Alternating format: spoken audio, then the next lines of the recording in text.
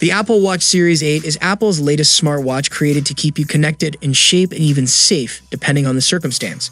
But if you currently own an Apple Watch Series 7 or earlier, should you upgrade to Apple's latest watch? Choosing the best Apple Watch for you changes every year. With each new generation, the Apple Watch welcomes incremental upgrades, whether it's an added health sensor, communication feature, or design alternation. The Apple Watch Series 8 includes a skin temperature sensor and crash detection feature, for example.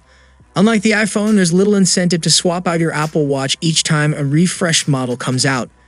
But after a few trips around the sun with your older Apple Watch, you might be thinking about exchanging it for the newest flagship.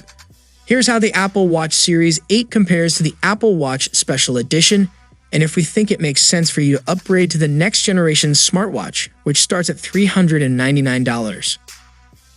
If you already have an Apple Watch, the $399 Series 8 doesn't have enough new features to justify an upgrade.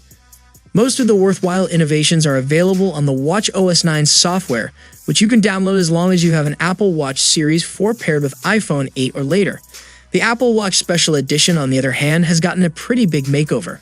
The new Special Edition has a starting price that's $30 less than the first generation Special Edition at just $249. It's Apple's most affordable watch, and it has new upgrades including a new Apple S8 processor, which makes for faster and smoother performance, low power mode, sleep tracking, crash detection, and you're able to set up the Special Edition for a family member without an iPhone. The Series 8 and the Special Edition are pretty similar except for the $150 price difference. The benefits you'll get from paying the premium for the Series 8 are a few more health tracking features and a bigger screen. The Series 8 comes in two sizes, 41mm and 45mm. Like the new iPhone 14 Pro or Pro Max, the Series 8 comes with an always-on display, meaning you can see the time even when your watch is inactive. You can choose a case that's either aluminum or stainless steel. The aluminum comes in black, tan, silver, and red. The stainless steel comes in black, silver, and gold. The second generation Apple Watch Special Edition comes only in aluminum in either 44mm or 40mm, and it doesn't have the always-on display. It's available in black, tan, and silver. While the aluminum is slightly cheaper looking, you can feel a little better knowing the production process Apple is now using for the 2022 Special Edition reduces carbon emissions by over 80%. I appreciate the size of the Special Edition. The Apple Watch 8 felt a bit clunky while I was using it, which is a complaint I've heard from my other female friends. I also found that because the Special Edition is lighter in weight, it was more comfortable to use for sleep tracking. Despite being the cheaper model, the Special Edition has the latest S8 processor, which is the same one that's inside the new Series 8. Apple says the upgrade makes the Special Edition 20% faster than the first generation Special Edition, which debuted in 2020. The Series 8 does have the U1 chip as well, which the Special Edition does not. This chip allows you to use location tracking in the Find My app. Both watches felt like they worked at the same speed to me. It was just as easy to navigate on either watch between the Workout app, Mindfulness, and the Weather app with no glitches.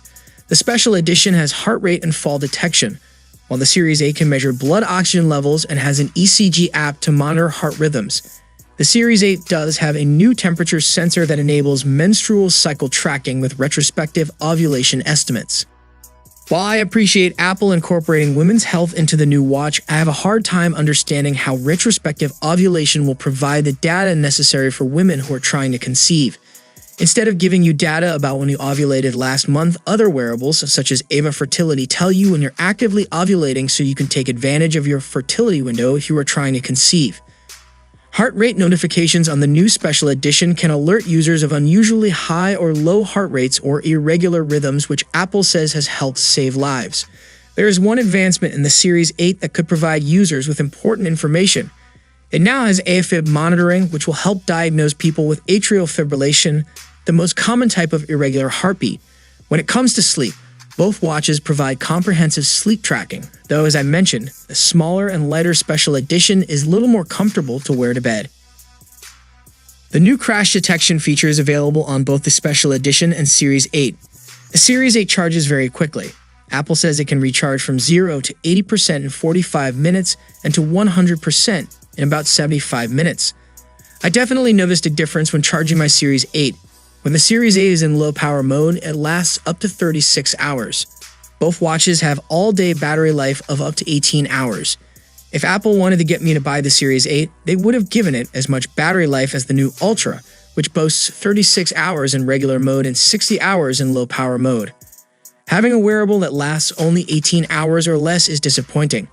If you've never owned a smartwatch and you just want the basic functions such as notifications and activity monitoring, the special edition is a great value. If you are concerned about your health and want to get early warnings if things may be going wrong, the Series 8 may provide you with some added peace of mind. The special edition is also perfect to buy for a child who is too young for a smartphone. Maybe you don't want them to go on social media or text, but setting them up within special edition can allow you to track their location and contact them in case of an emergency. If you've already got a recent model Apple Watch, I would not suggest upgrading. I hardly noticed a difference when using the Series 8 compared with my Series 7 or even the Series 5. The new health tracking features such as the temperature sensor don't feel worthwhile enough to justify the price, especially since ovulation tracking is backward-looking. So what do you guys prefer to have on your wrist? Let me know it down in the comment section and I'll see you guys in the next one. See you for the next time.